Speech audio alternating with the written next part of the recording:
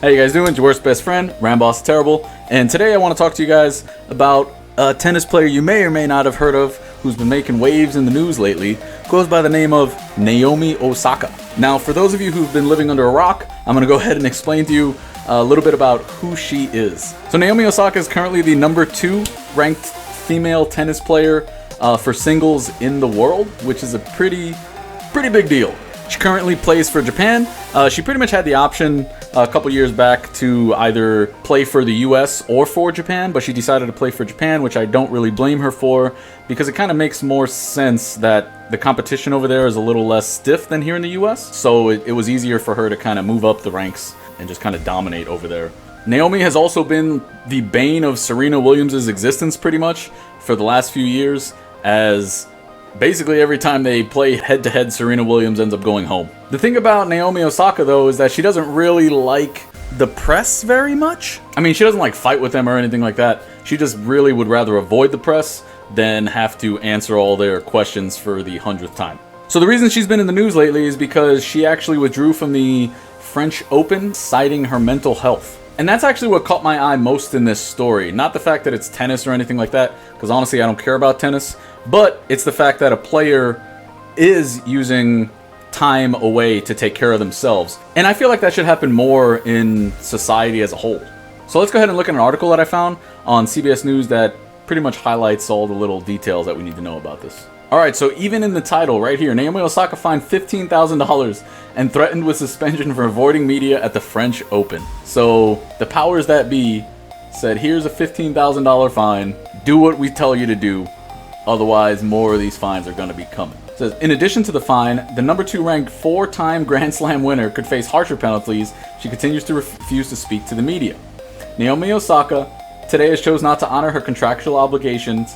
The Roland Garros referee has therefore issued her a $15,000 fine in keeping with Article whatever of the Code of Conduct. So just a quick little tidbit, Naomi Osaka actually is the highest paid female athlete in the world. As of last year, I believe, she made $55 million, so $15,000 isn't going to make her or break her. So that I don't think that's the big issue here. It's more of the fact that she was just telling them she needs time for her mental health, and they're like, we don't give a shit. You signed the dotted line, you're going to do what we tell you to do. So the powers that be in tennis reached out to her and said she was also reminded of her obligations, the consequences of not meeting them, and that rules should apply equally to all players, the organization said, adding that a core element of the Grand Slam regulations is the responsibility of the players to engage with the media, whatever the result of their match, a responsibility which players take for the benefit of the sport, the fans, and for themselves. So basically they said, yeah, we hear that you have problems with your mental health, but it doesn't matter. They don't care. You know, that's pretty much it. They said, hey, you have an obligation to talk to the fans, so that's what we're going to make you do. So what did Naomi do? She said, I'm out. She's not doing it. So she withdrew. And honestly, I'm cool with it.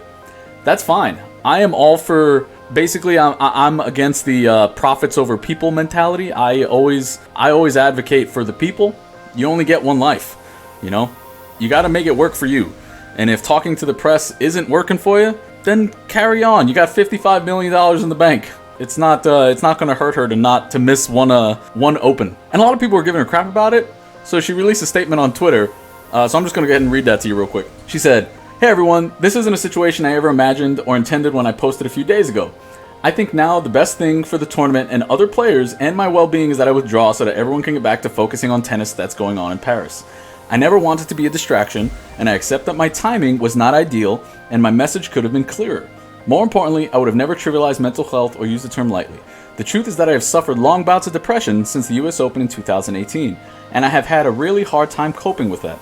Anyone that knows me knows I'm introverted, obviously, and anyone that has seen me at tournaments will notice that I'm often wearing headphones that helps dull my social anxiety. Though the tennis press has always been kind to me, and I want to apologize specifically to all those cool journalists who I may have hurt, I'm not a natural public speaker and I get huge waves of anxiety before I speak to the world's media. I get really nervous and find it stressful to always try to engage and give you guys the best answers I can. So here in Paris, I was already feeling vulnerable and anxious, so I thought it was better to exercise self-care and skip the press conferences.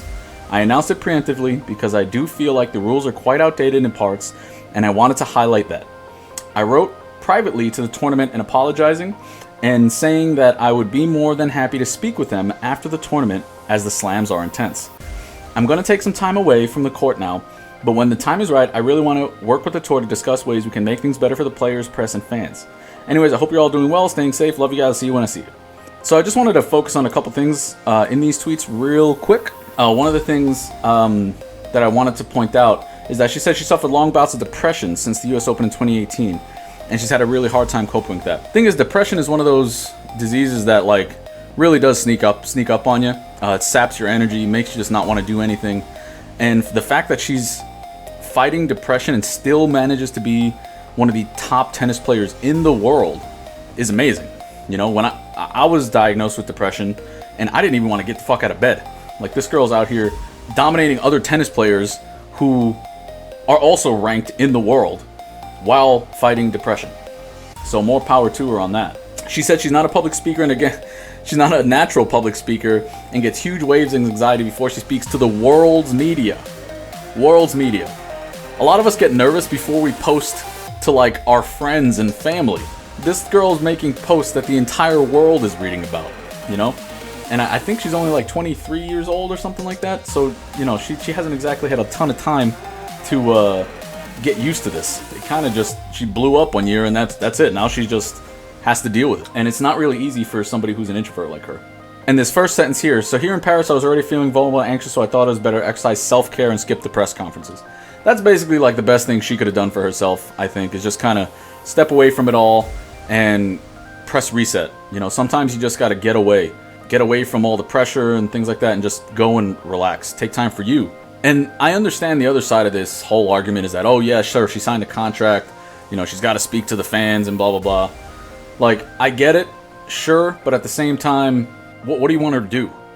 Like, what do you expect from her? Just go out there and pull like a Marshawn Lynch and just be like, hey, I'm just here so I don't get fined? Personally, I wouldn't have minded if she just went out there and actually, instead of pulling a Marshawn Lynch, it was just like talking about, you know, little mental health tidbits of information here and there. So they'd ask her a stupid question and then she would just answer with a mental health answer or a mental health statistic.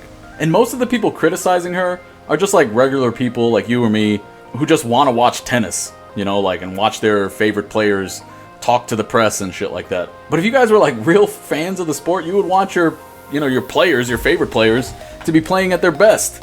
And she's obviously not at her best when she feels like this. So I don't want to get into an argument about whether or not she fulfilled her contractual obligations to the tennis associations or whatever. That genuinely doesn't matter to me at all. I'm just glad that she's actually taking care of herself, so that way when she does come back, she's in a better state of mind to actually perform at her best, you know? Who doesn't want to see that? The girl's a boss and pretty much like the future face of the sport. So I say good on you, Naomi Osaka. Look forward to you coming back and just dominating your competition. And for all the people like in her tweets just kind of like dogging her because she needed to take time for herself, y'all are some assholes. I'm always going to be on the side of people over profits, and it's pretty obvious that the Tennis Association is purely just looking at this from a profit standpoint. The Tennis Association pretty much just pushed her so far that she couldn't take it anymore. So any chance they had of making money off of her is gone, out the window. And I'm completely cool with that, because now they're going to lose all that money that they would have made had she just stayed in, or had they made a compromise with her to maybe let her speak, I don't know, after the slams are done. But nope, that's not good enough. So now they get nothing. And I don't see this hurting Naomi one bit. Alright, if you guys like this video, please go ahead and like and subscribe. Really appreciate it. If you guys have any comments or critiques or anything like that, I would also greatly appreciate it if you could leave those in the comment section below. I am trying something a little different now, going pretty much more off the dome rather than being so scripted. So if you guys enjoyed or got something to say, I'd really appreciate any type of feedback.